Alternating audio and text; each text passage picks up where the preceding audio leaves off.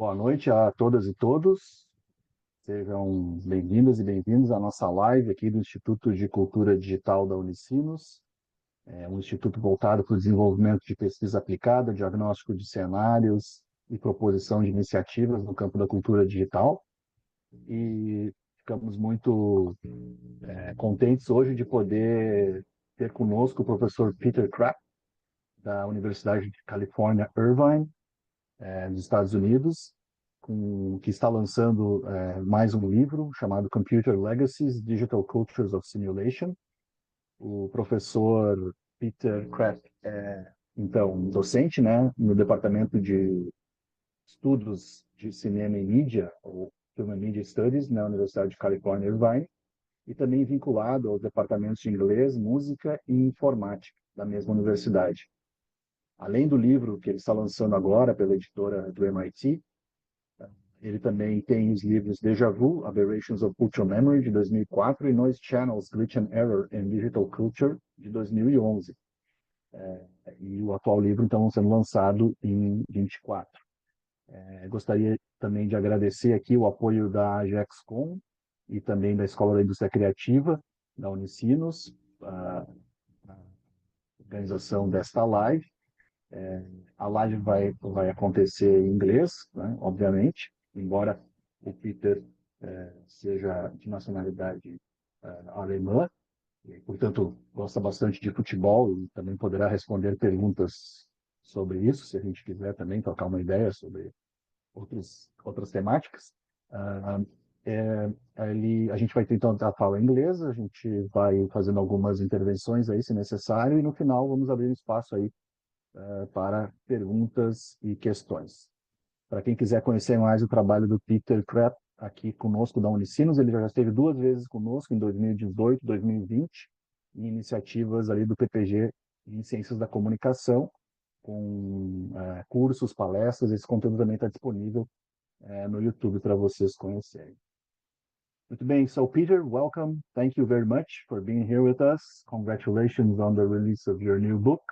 I imagine it was quite easy to manage a full academic year with with a new book coming up, and we're very glad to have you again and to, to talk to us about your new book, and also to share with you this new moment for us here at Unicinos with the Digital Culture Institute, which brings our media studies back in business after some rocky years, to say the least. So thanks very much, and you got the stage, per se. Thank you very much, and thank you everybody who tuned in, and congratulations on organizing your research collaborations again, and for allowing me to visit virtually. I'm not going to tell you the whole story of how difficult it was to get this book into print, because now it's not the time to complain, but to celebrate that it actually is coming out. So December 3rd is the official release date, just a little bit more than a week away. And it did take a number of years, but you know, the book project also benefited from my visits to Brazil. So it's only appropriate that I tell you about the result when it's published. Let me see if I can put my slides into the background so that we can have a little bit of information to look at. And I will have to move myself around a little bit. So first of all, you know, from the MIT's MIT Press website, the quick announcement. The reason I put it up is not simply to indulge my own narcissism about a book, but to give you 3 points that were picked up also by the marketing department. It's a history a media history of simulation. What does that mean? It means at least three different approaches. The first approach is to look at simulation not just as a technique or a cluster of technologies that we now mostly associate with computing, but more generally to profile it as a concept in terms of a cultural technique. Cultural techniques are anything, from reading and writing to all kinds of other manipulations of symbols that allow us to do symbolic work, that allow us to communicate, that create, that generate, and require media. So to that extent, it's a long media history of simulation, not just a technical one, but going back into the history of the thought experiment and philosophy and of other kind of hypothetical disciplines. So in the humanities, especially in my home, despite my affiliations with other departments, is in the humanities. We practice our hypothetical literacy all the time in storytelling and imagination. What if? But computer simulations make that particularly potent. The second aspect, the second red thread sort of through the whole discourse, is that simulation is not just something looking forward, speculative, about risk management, about scenarios, about planning, about the future.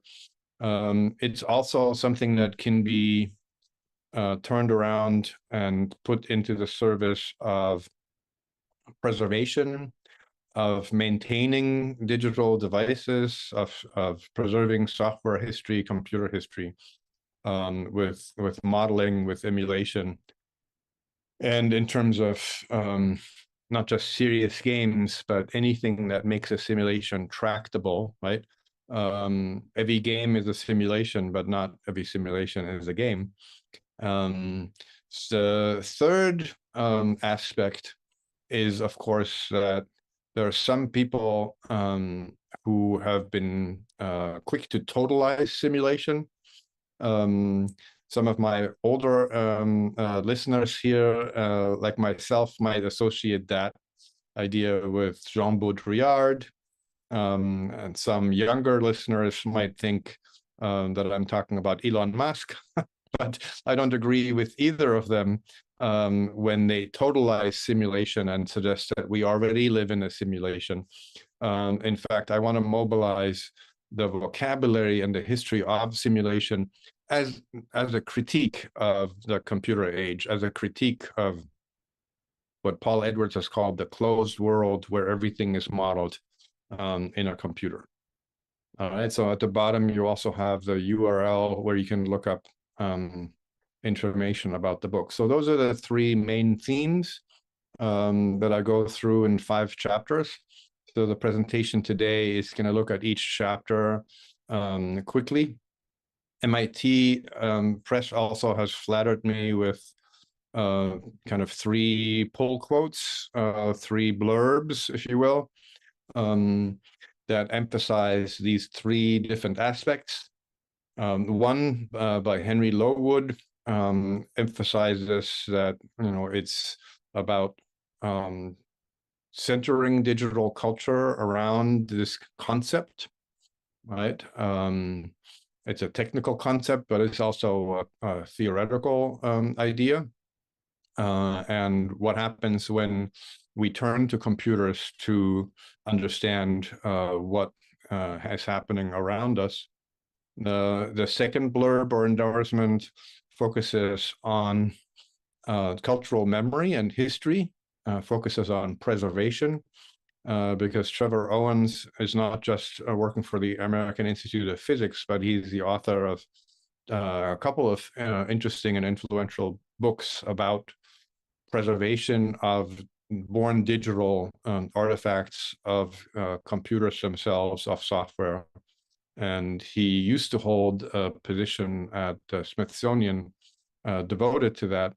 So he is interested in the idea that this book and this discourse brings together media studies with the history of computing and with some technical vocabulary, but focuses on cultural memory and history and preservation.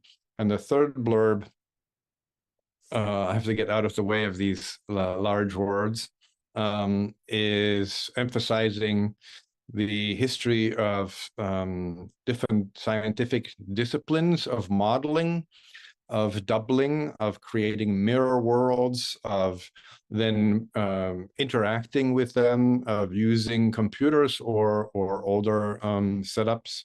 We can also look at tabletop games and floor games and other kinds of mental models that allow us to interrogate our hypotheses, our ideas, our understanding of interactions, etc., and interrogate our assumptions about what we know about particular systems, closed systems or open systems, and how we know that and how well we know that. So this is a quote from somebody who actually teaches in anthropology but has been working on digital culture for a long time as well. So, you know, the three blurbs kind of echo the three aspects that I focus on, but it falls into 5 chapters. The first one, after the introduction, kind of lays out the overall argument. The first chapter is going into the media theoretical argument in favor of looking at simulation not as a totalizing sauce that, you know, you can just pour over everything and it makes everything the same, but actually specifically as something that is a cultural technique, and I'll go into what that means in a few minutes. The second one, some of you might remember, I've given a version of that chapter as a presentation in another Unicinos context, is about the idea that to put computing into a museum is an odd proposition and is something that happens at a specific time. Namely, you know, to give you one spoiler about the book's argument, it happens specifically at the end of the 1990s when the dot-com period has released some excess profits from computing into general circulation. And all of a sudden, people want to not just be profitable, but they want to see themselves reflected in the museum context. They want the prestige of history and musealization. So that turns to preservation, to replicas and online simulations and software simulations of older computers. The third chapter is then looking specifically at how that works in the history of digital and electronic sounds and music, 8-bit music and fake bit music, the birth of the synthesizer out of the spirit of computer music.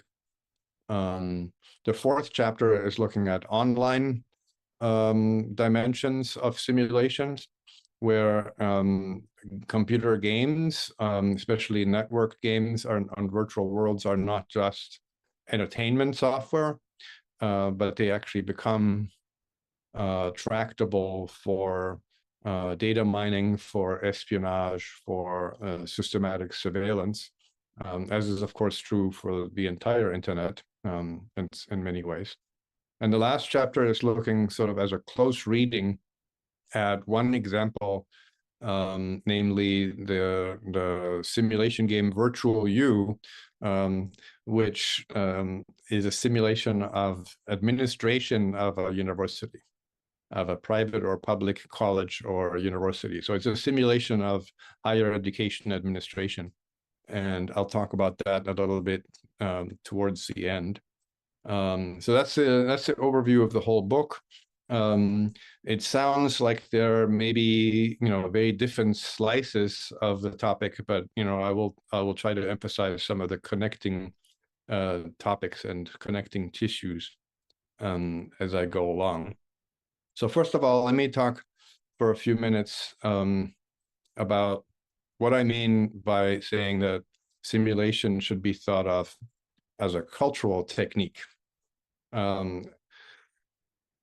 When we say culture, we still hear the root in that word of agriculture, of cultivation, of survival techniques like hunting and gathering and cooking and building shelter.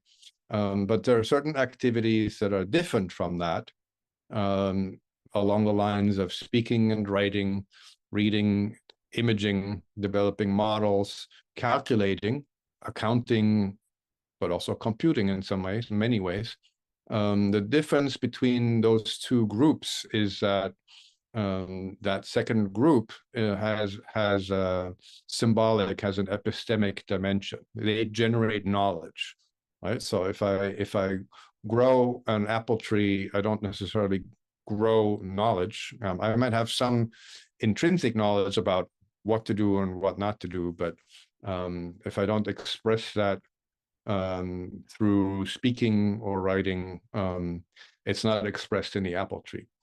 So when we do use our cultural techniques, when we share knowledge, when we convey and store and process knowledge, then we both need and generate media.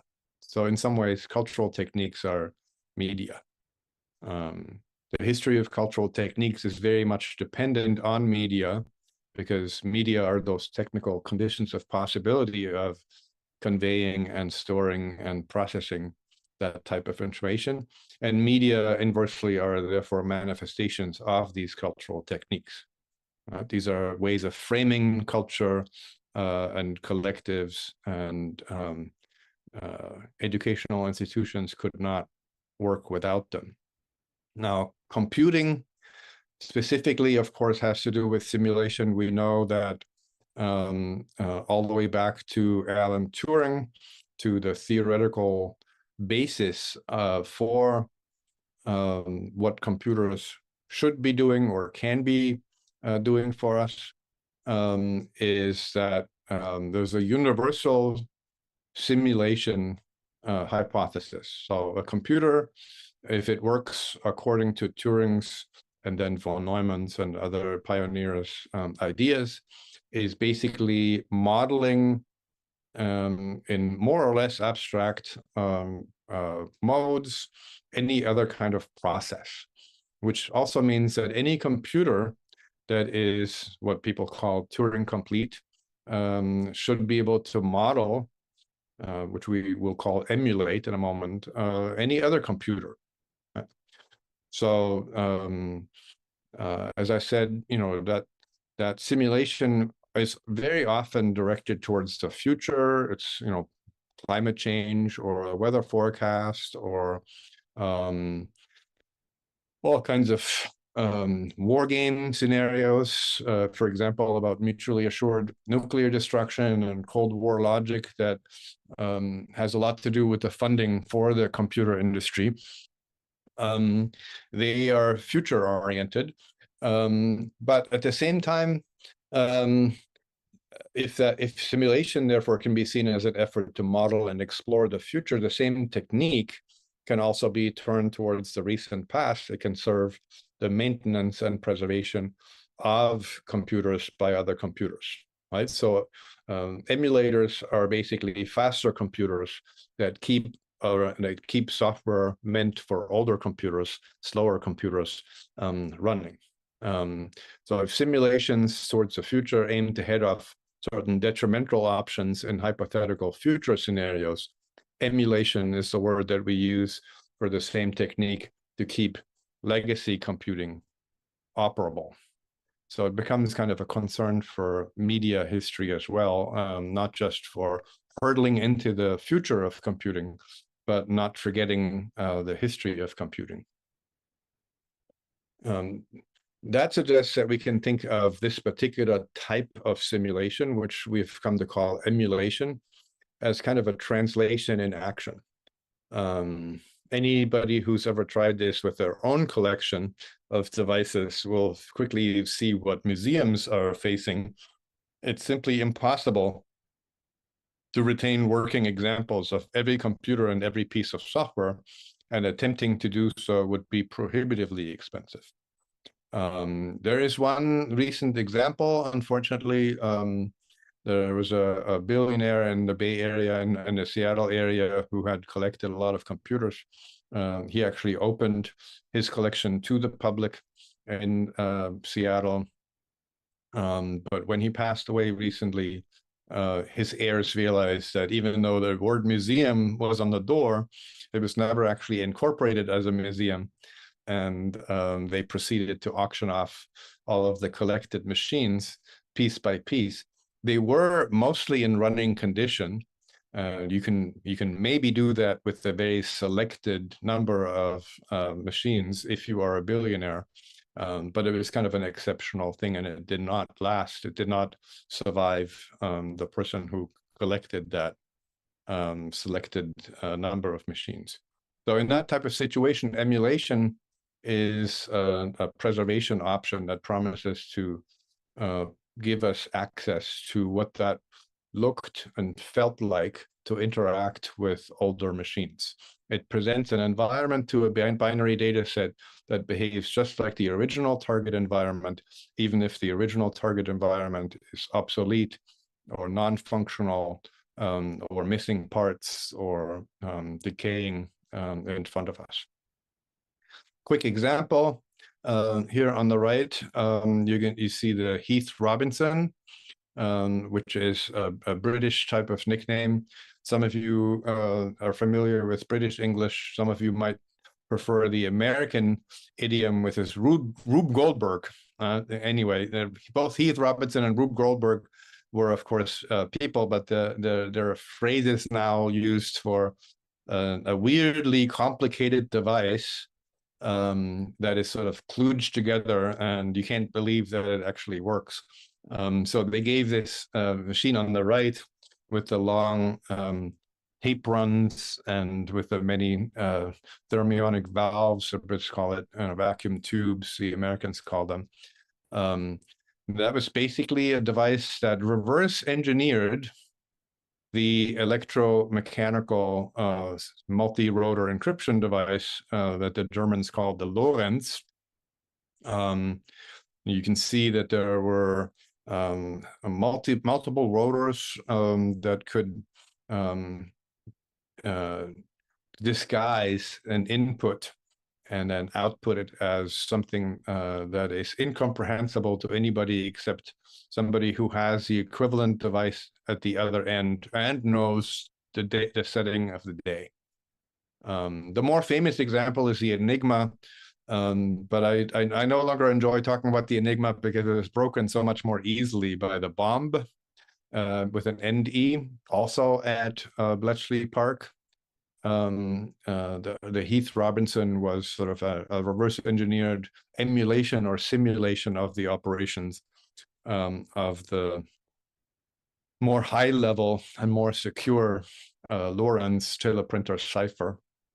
And this is not a full computer yet. It's a proto computer, so it's just at the cusp of going from electromechanical to analog and then digital computing during and right after World War II.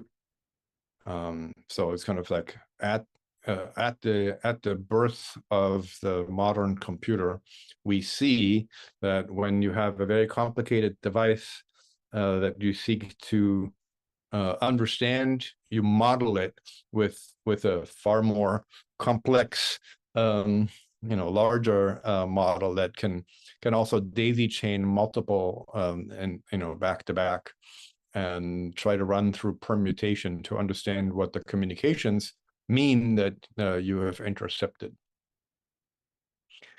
The actual word emulation wasn't used until the 1960s, just like the word computer was not used at Bletchley Park. Or if the word was used in the 1940s, it would have meant a person, somebody who calculates.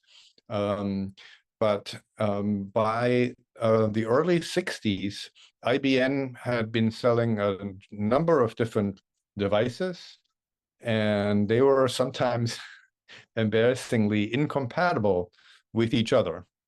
On the one hand, it's understandable because you're constantly marketing something new, you're bringing new technical capabilities to the market.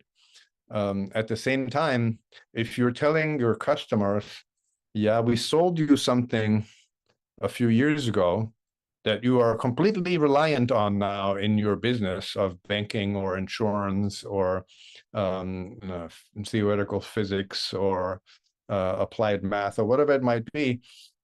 Here's a new machine. It's going to be much better, and we don't support the old one anymore. But the new one requires you to do everything differently. People were not happy. So there was a team involved with the introduction of the IBM System 360, who said that these newer machines are faster. We can teach these newer machines to enable, a part of them to behave like the old system. So that, to give one example that I looked at in the book, there was a top 5 insurance company in the United States that had data solutions introduced from 1955 onwards. About a little more than 20 years later, they had actuarial data, demographic and risk data about all of their customers, stacked on top of each other, 7 emulations deep. Right, so there is like the 1955 technical environment was no longer compatible with any of the 6 successors, so they had to have emulations on top of emulations on top of it's like turtles all the way down. It's a very complicated operation to guarantee the continuity, that you can access your data, that you can manipulate your data, that you can we sometimes face the same kind of thing.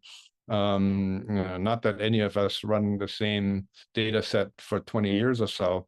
Academics are, developing new interests every so often, but we might know this from the history of computing, of course.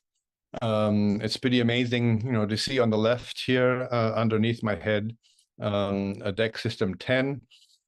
I have actually seen running examples of this machine where possible, but if you cannot get access to that kind of device, you can go to OpenSimH, and it's a website that allows you to download certain kinds of files. It's a non-profit labor of love that makes available on GitHub software that allows you to interact as if you were running your data, your software on the large room-filling, noisy DEC System 10 on the left.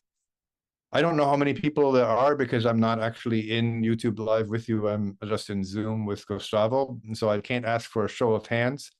But I'm pretty sure that the next page is going to be all of a sudden making this much more obvious, because of course gamers use emulation all the time. You want to play an older game, maybe your console is not working anymore, maybe you're curious about games from before the time when you started playing. You can use all kinds of retro gaming solutions, and that includes emulation quite prominently.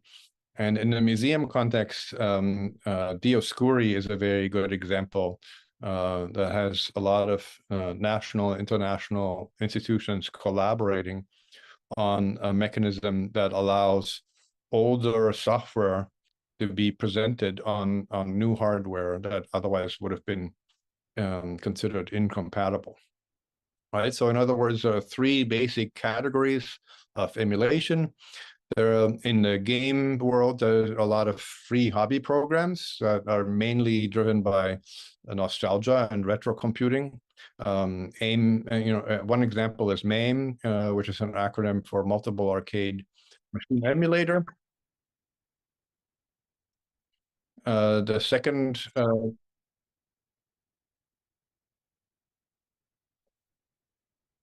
cluster, I can't hear you, Gabriel. The second cluster is commercial virtual systems like Parallels. Let's say you have a Windows computer and you want to work with software that only runs on Unix or only runs on Macintosh, then you can emulate that environment. And there are some academic emulators that are serving the scientific and museum community. All right, RetroArch is promising to be kind of one emulator for everything, instead of having emulators for every one of your different consoles and computers. You can just install and configure that once. So, gamers and people interested in the history of computer games and video games are very familiar with that. The next chapter is about museums and what happens when they consider computers that are online, when the computer museums themselves go online. I've given a version of that talk a couple of years ago to the Week of the Image. So I'm going to go very quickly just through some reminders about that. The question is, well, how can a museum, defined as an institution that collects and documents, preserves and exhibits and interprets evidence and context, deal with the fact that computers are very quickly obsolete? Until museums reconfigured themselves as doing this online as well, especially during the pandemic. It was very difficult for them to do something that made computing kind of interesting, come alive. They mostly relied on replica hardware, on emulated software, because giving people hands-on access to very valuable, sometimes ancient machines is risky.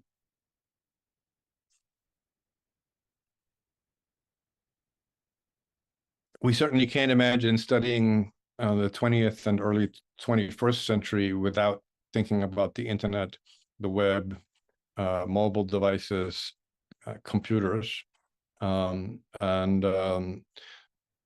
if you're not primarily interested in computers or digital culture, if you're a historian of any sort, the sources for that period are increasingly online. But once historians and museums get online, it raises the question, who gets to represent what about the internet to whom on the internet? What is the history of the internet a history of? How can we cultivate awareness of the historical conditions of possibility of how that works? So, as I said a few minutes ago, it's not a coincidence that computer history museums pop up when they do in the late 90s. It has to do with the commercialization of the internet. It has to do with the for-profit model taking over from the non-profit model that had funded and developed computers and computer networks from the 60s for 3 decades. And then, in the last 3 decades since then, we've dealt with a very different, much less altruistic kind of environment. Now, the first collections, of course, were personal collections. Personal collections are not museums yet, even if they are quite extensive. Museum scholars, therefore, have kind of wondered to what extent the history of the art museum or any other kind of museums can be mapped onto the history of museums of computing. Also, I teach courses on the history of computing now and then.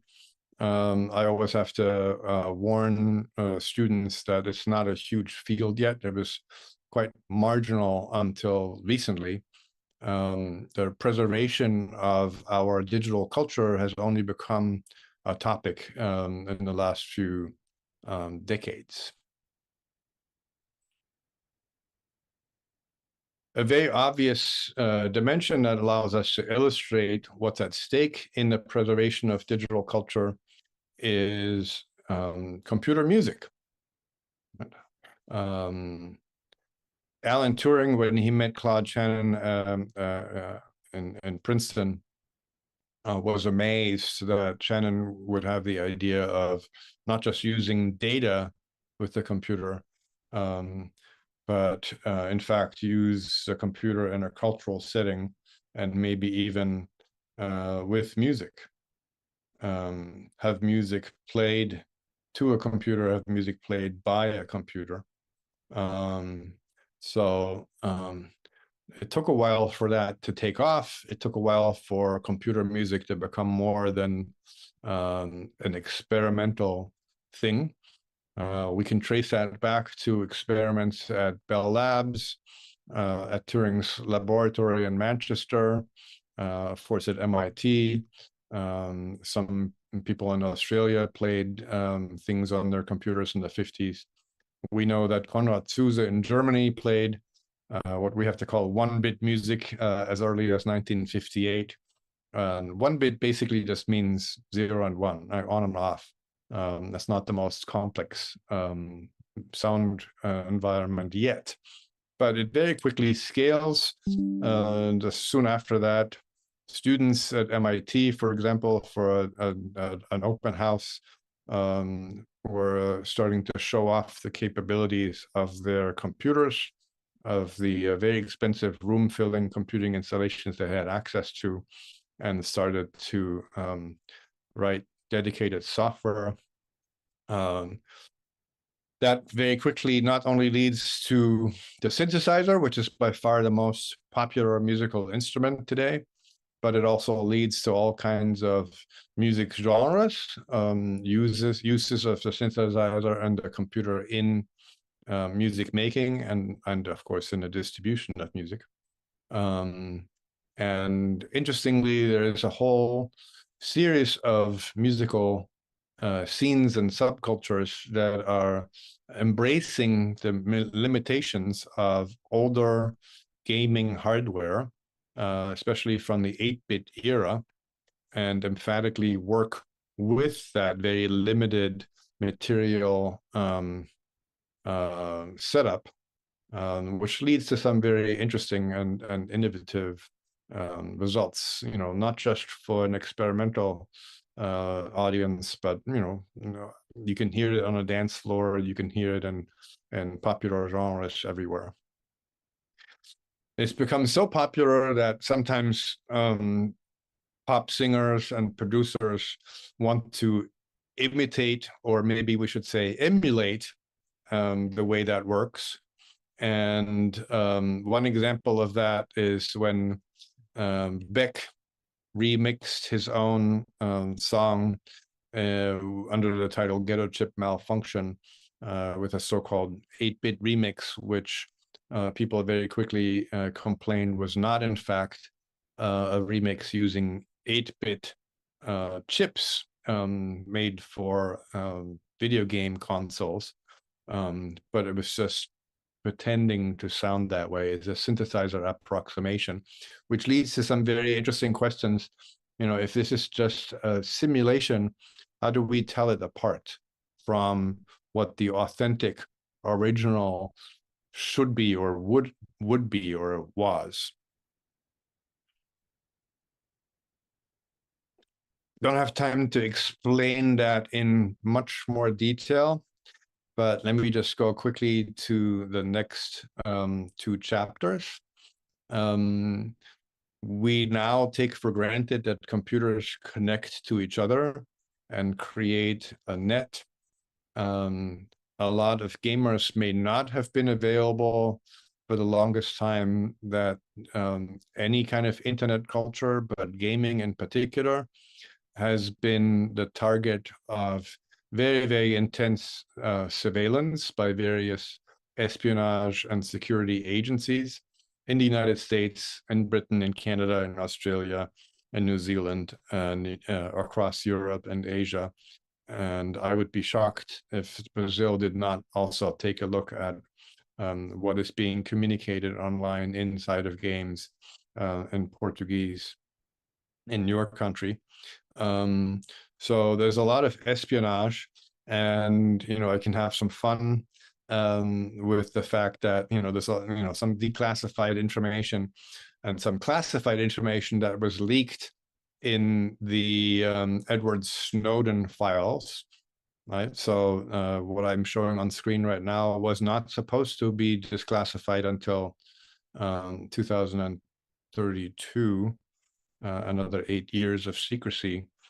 That's not how it happened, because Snowden and some other people objected to the covert surveillance of gamers, who always thought that, you know, if I play a game with other people, that's an innocent activity, and not something that should be suspect and subject to search, etc.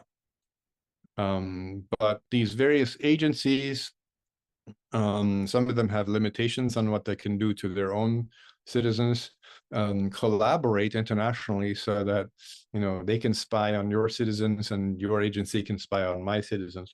And they have various justifications for why they need to do that and why they did do that. So the chapter goes through the whole history of internet surveillance and how Zuboff and others have been arguing that unfolds.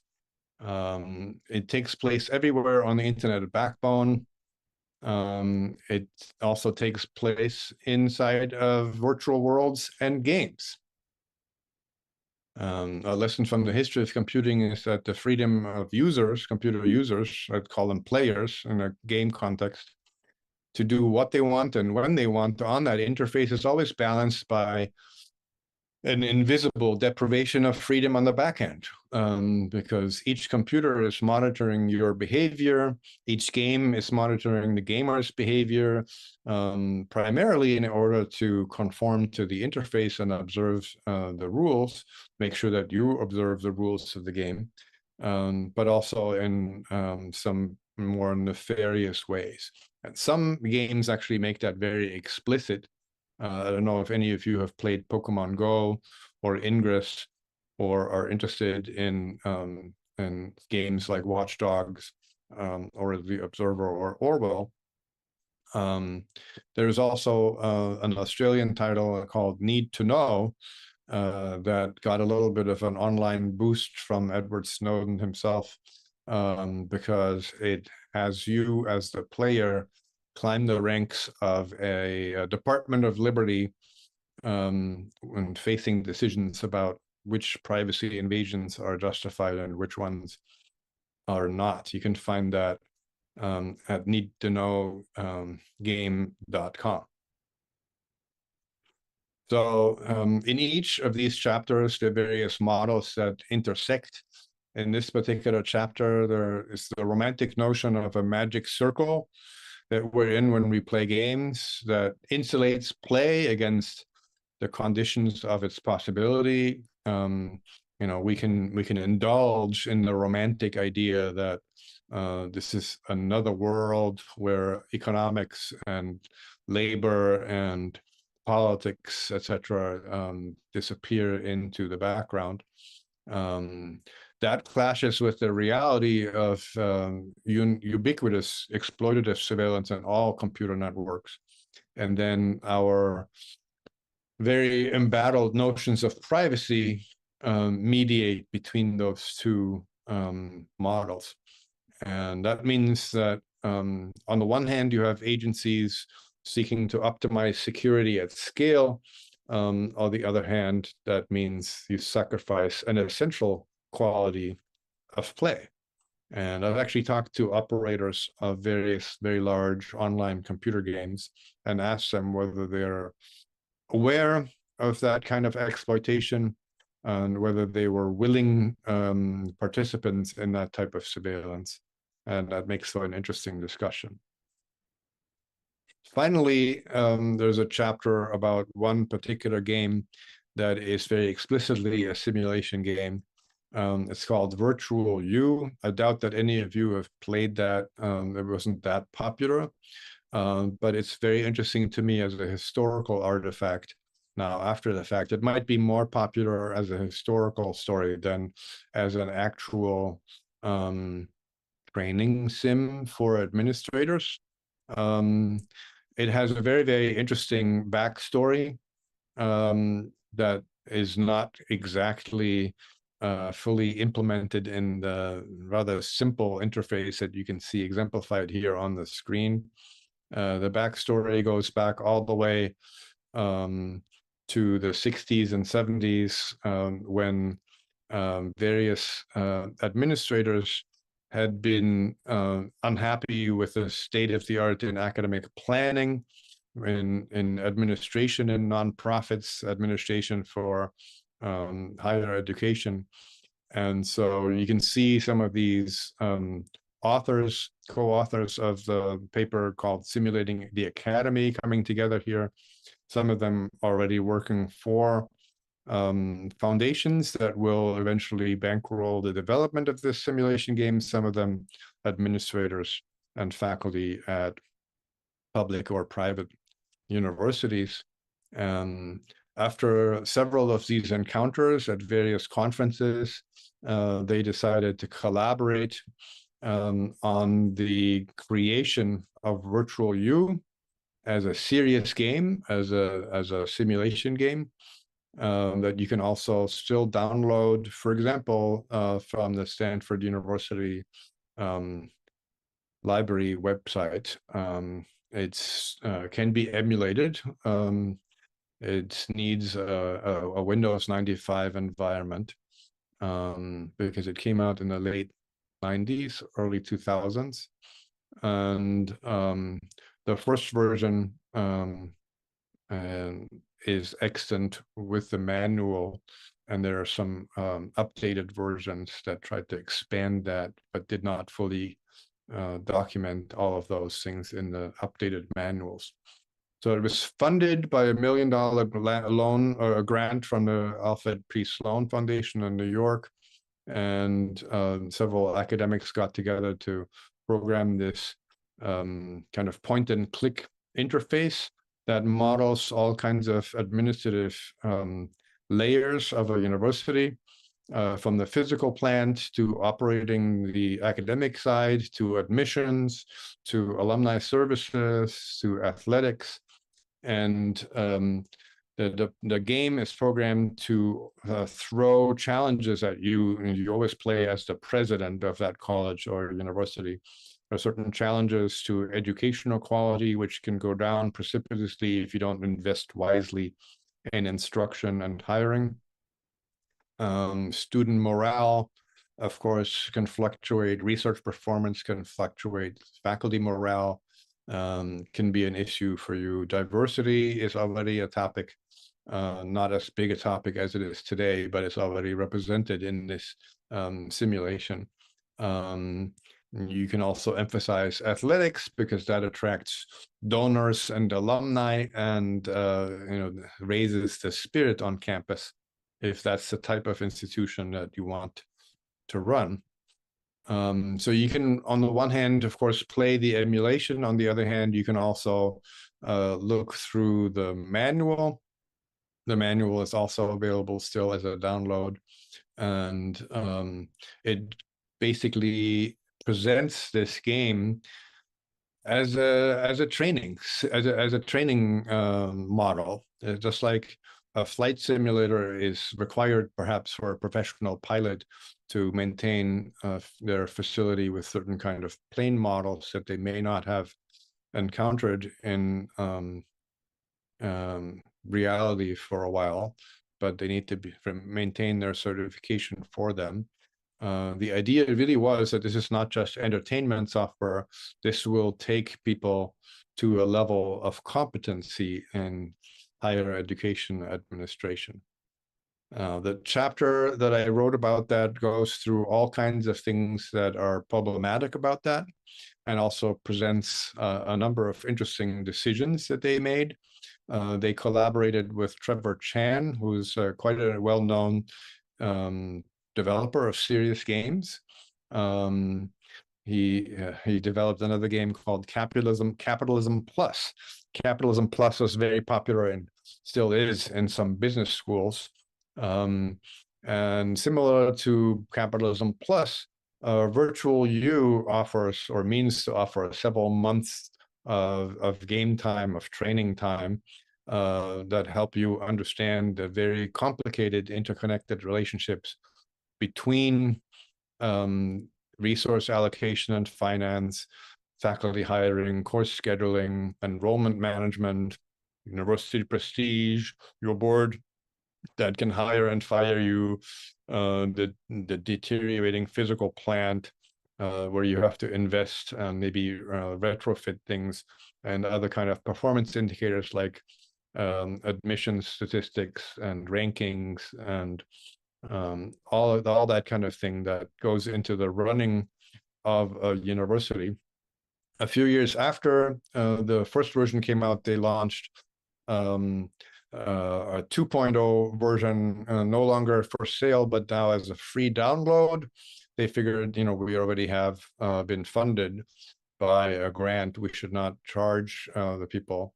And this article here on the side claims that over 15,000 faculty and representatives of more than 800 universities around the world, in fact, had already played the first version. And now they hope that the second version will have a lot wider reach even than that. You might wonder how this kind of simulation is a game and not just a training simulation. There are certain game elements, and it's not necessarily going to give you a high score or a win condition. It basically expects you to not fail. It's fairly forgiving. The board is not going to fire that quickly. Even several years or game cycles of running the university down aren't going to get you in trouble unless you cause the institution to go bankrupt. I encourage those of you who are curious to download that and run it on an emulator of Windows 95. Maybe not for several months, but for an hour or so. It can be quite eye-opening. What did they understand to model and what did they not? For example, there's no modeling of benefits costs. There's no modeling of inflation. There's actually weirdly no consideration of possible student demonstrations or employee strikes or any other kind of labor unrest.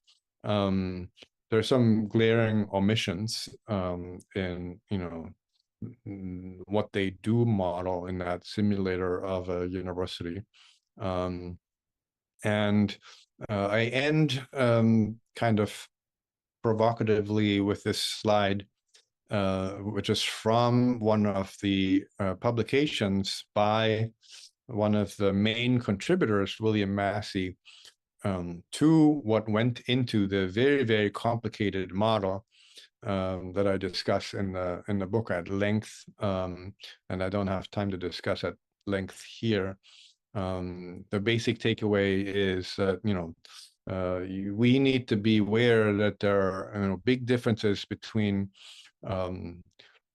the intended effects of certain kind of incentives and measures that administrators might think wise and the actual real world effects. And the game makes a lot of those. At the same time, all of the failures of the game to model things that are very real are possibly just as instructive. So let me stop there and pause for any kind of comments or question. Bear in mind that I'm going to have to translate that in my mind into my time zone and my second or third language here. Thank you very much for joining, and please let me know if I can help. I'm also going to be in the chat if anybody has access to the chat. Thanks very much. Wonderful lecture and lots of ideas to think about. But I'll start with a comment that came up early on. It's from my student here in Brazil from the Digital Communications undergrad course, Miguel. He was here at YouTube, and he mentioned the following. So I'm going to read it. If you don't understand, I can copy it inside the Zoom's chat. There's a game called tabletop simulator that allows you to reproduce any tabletop game that you want and simulate it with online peers. It's also open to the community to add their own assets. It is funny now that you mentioned the cultural side of it. Since it's open to the community, we can see cultural regional games being imported into the simulator. If we look at it with a different eye, we can perceive it as a big archive of cultural card and board games that are digitally preserved and accessible to emulation. Yeah, thank you for that comment.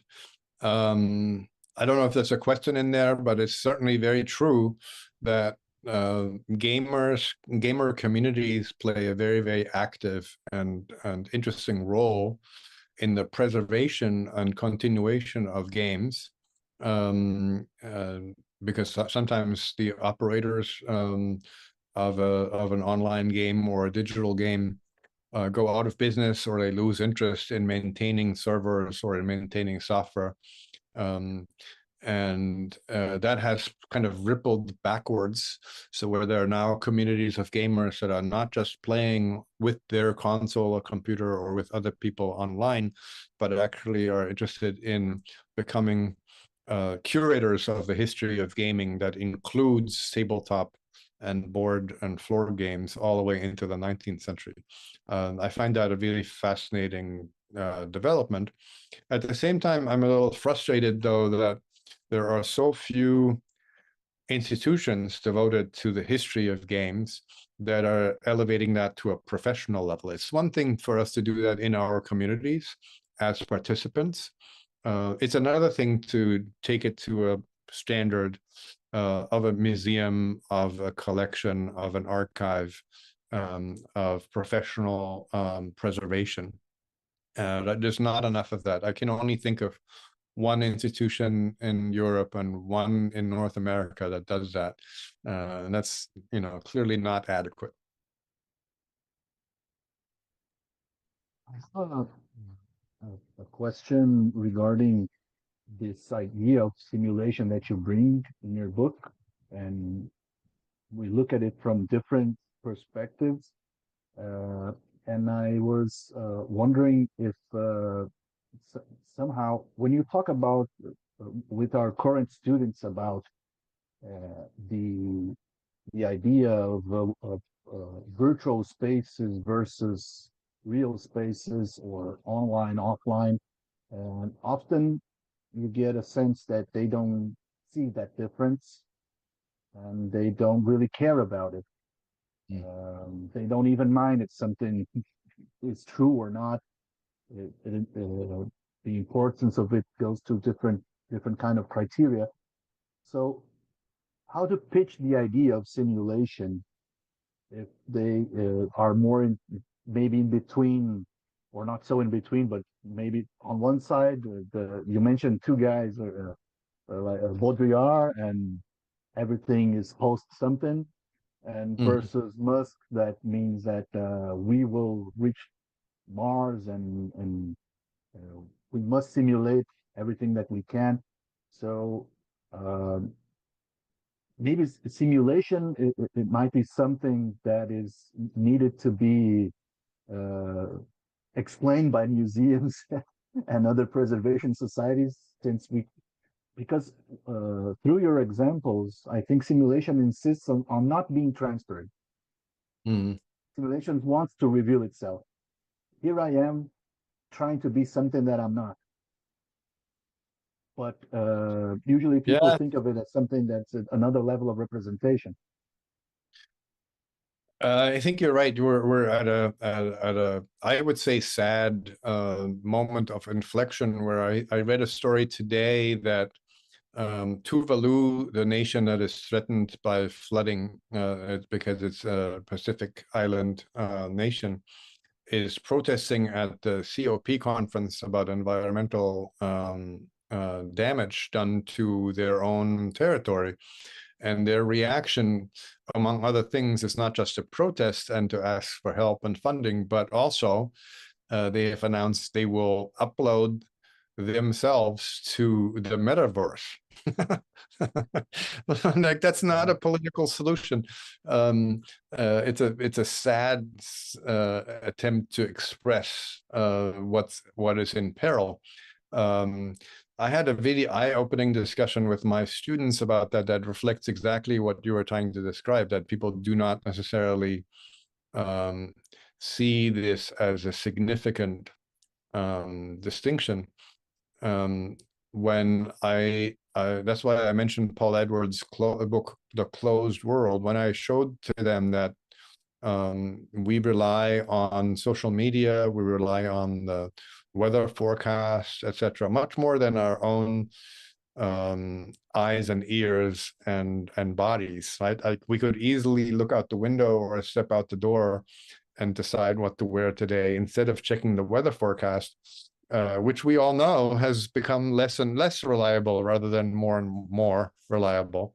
And Paul Edwards in The Closed World is talking about SAGE and other large-scale computing installations from the 1950s that basically are the pioneers of modeling everything inside of a digital representation, to the point where one could almost be tempted to agree with Baudrillard. There is no outside anymore. It's, everything is about these digital interactions. That clearly is not accurate. If that were true, Tuvalu could be flooded and, just be reboot, right? Respawn. That's not, unfortunately, the reality. We cannot reboot and respawn that easily in our physical life world. And there is still a significant difference between these. But I think you're right that it takes quite a bit of historical explaining, storytelling, documenting, and hands-on experience to illustrate that it wasn't always the case, that we did not always think that media are everything. We used to think that media are a very selective representation of arguments and of art forms and expressions and politics, etc. And that's why what I mean by simulation also as a critique of the digital age, when we have meme lords like Musk presenting phantasms of digital solutionism as an adequate response to the very real problems that we face on this planet. Going to Mars is not a solution to the problems on this planet. Even if it were feasible, and it's not happening in my lifetime, so I'm not banking on that. So short of that, something else needs to be considered as well, instead of simply misunderstanding the Matrix, which is already a misunderstanding of Baudrillard, which is already a misunderstanding of, in my opinion, of what the media are or what the media do. Speaking of media, I also would like to ask you if from time to time when we have new concepts, not new concepts, but a discussion along concepts that are let's say essential for the comprehension of our digital cultural approach. I think that we look at video. Time to time I look and I think about video games maybe as this let's say quote unquote ideal media or device that sort of encompasses.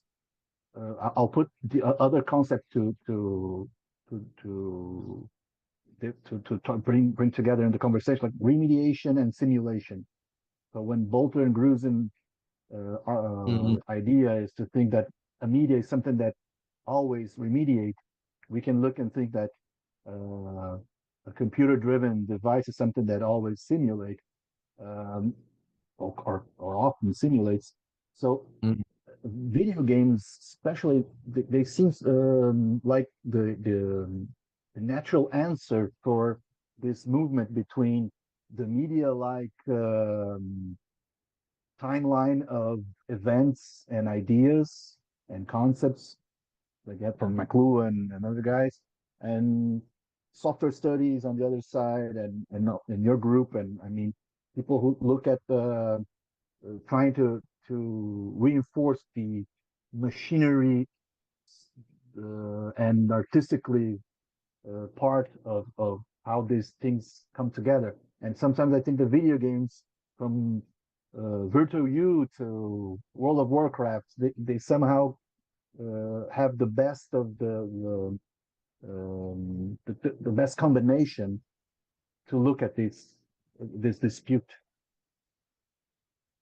Yeah, I mean, at the risk of being accused of evading your question, I actually want to go backwards into the 19th century, where for much of the 19th century, which is a century of the emergence of a lot of technical media, the word medium was used for somebody who could be in a trance and claim to contact dead relatives and make table stands, speak in tongues, and hold seances that are exploiting the gullible.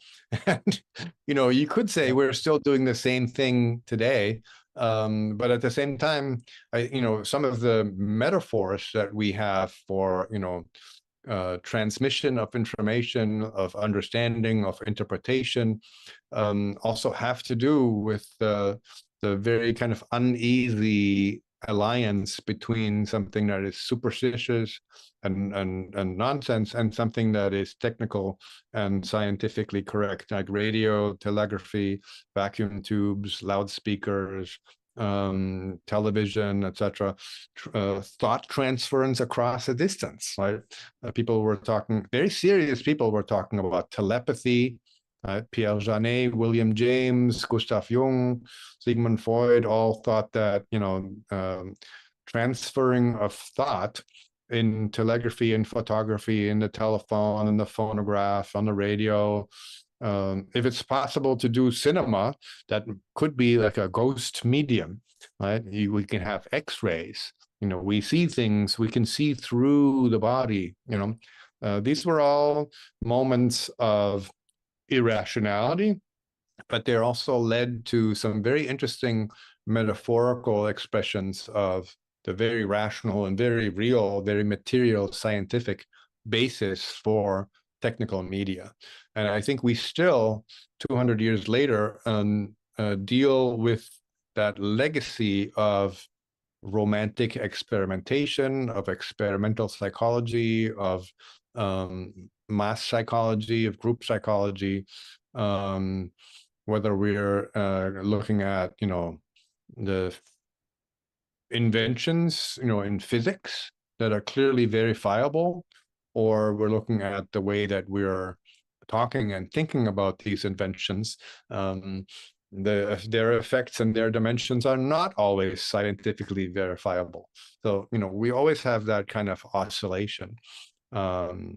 Just because television or the internet are very real physiological physical phenomenon networks, doesn't mean that they don't transport things that are quite a bit older and less rational than that.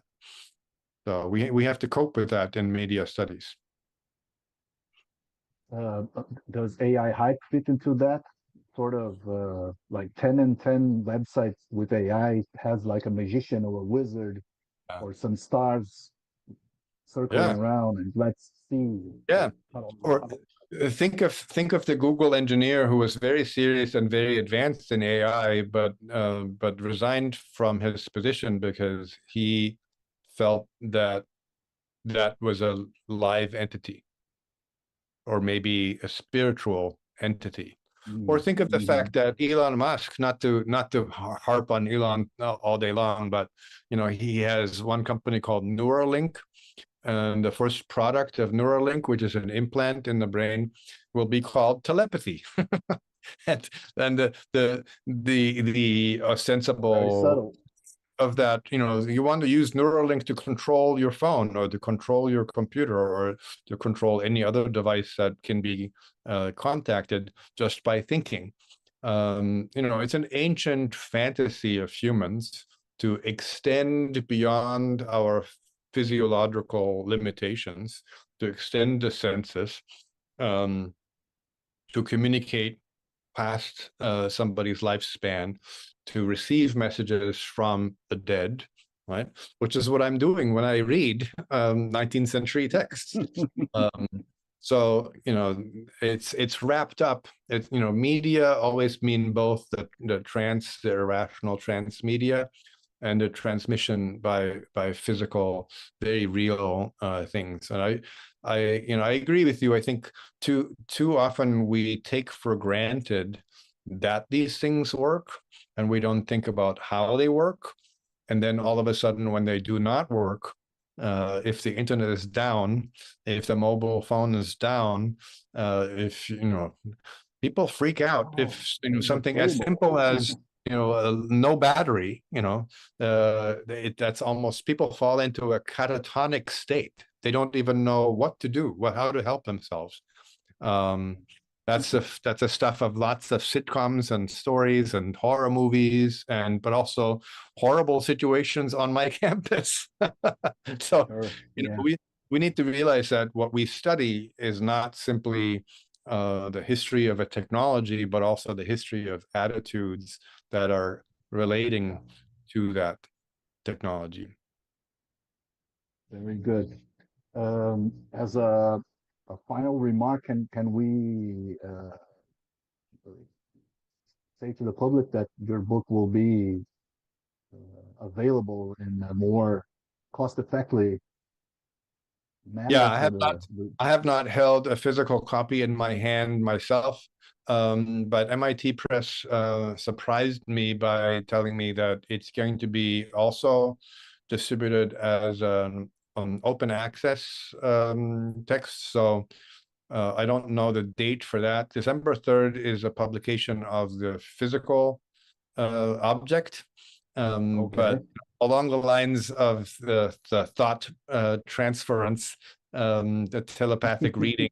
If you're online at some point after December 3rd, you can check that same URL, that same website for the book, and it's going to make available a PDF as an open access copy at some point after that. So especially for those who are outside of the United States, that's going to be the best and the quickest option, I'm sure, to be able to read that. All right, that's very good news. Well, Peter, I would like to once again thank you so much for being with us today and sharing your thoughts on your book and giving us an overview so we can dive into that and try to make sense of a world that's not making little sense of us. Yeah. And of course, we'd like to see you soon in other opportunities, and wish you well alongside with everybody there in Irvine, and also spread out all over the world. Yeah. Thank you very much. Thank you so much for having me. Thanks for listening. I hope some of you will take a look at the book. And you can very easily find me on email if you have other questions, and have a great week. Thank you. Obrigado, Gabriel. Obrigado a todo mundo que assistiu e até a próxima.